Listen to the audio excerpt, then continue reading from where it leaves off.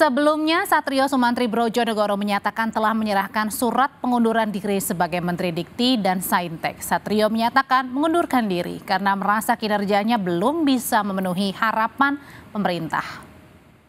Alasan utamanya karena saya sudah bekerja keras selama 4 bulan ini.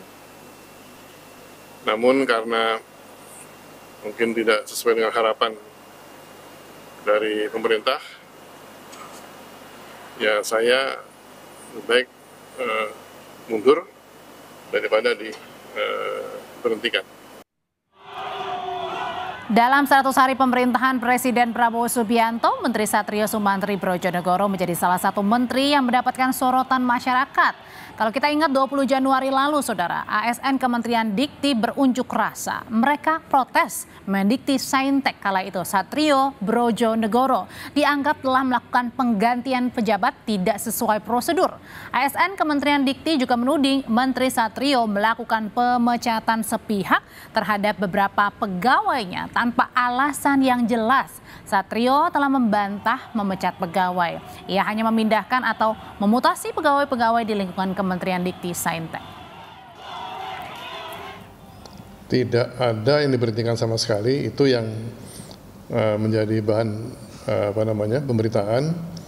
Jadi yang ada adalah mereka yang saya pindah tempat, mutasi atau rotasi. Tidak ada pendidikan sama sekali. Menjelaskan semua tujuan kami seperti apa dalam rangka memenuhi permintaan dari Presiden Prabowo Subianto.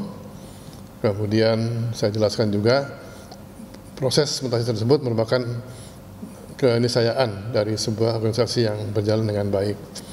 Setelah berbicara cukup panjang, kedua tokoh aksi tersebut menyampaikan permohonan maaf karena apa yang dikerjakan tadi pagi itu, dan mereka berjanji untuk mengikuti semua peraturan yang ada di dalam Kemendikti Saintek.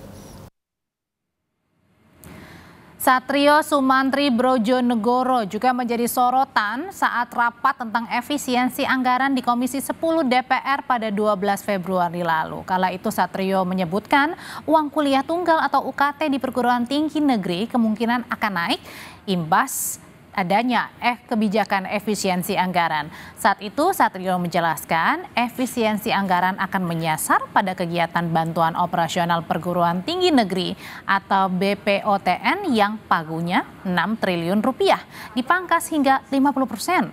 Jika pagu itu dipangkas, Satrio menyatakan ada kemungkinan perguruan tinggi akan menaikkan uang kuliah. Tapi kemudian Satrio membantah pernyataan soal adanya kenaikan UKT. Satrio menegaskan dalam melakukan efisiensi tidak ada pemotongan anggaran pendidikan tinggi untuk beasiswa dan KIP kuliah sehingga UKT-nya tidak naik.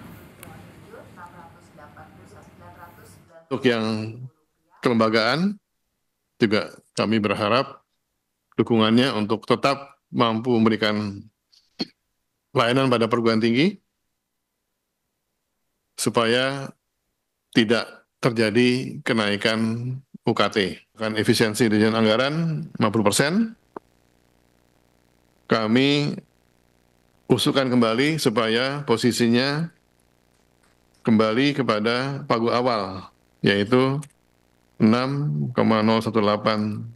triliun. Karena kalau BPOTN ini dipotong separuh, maka ada kemungkinan perguruan tinggi harus menaikkan uang kuliah.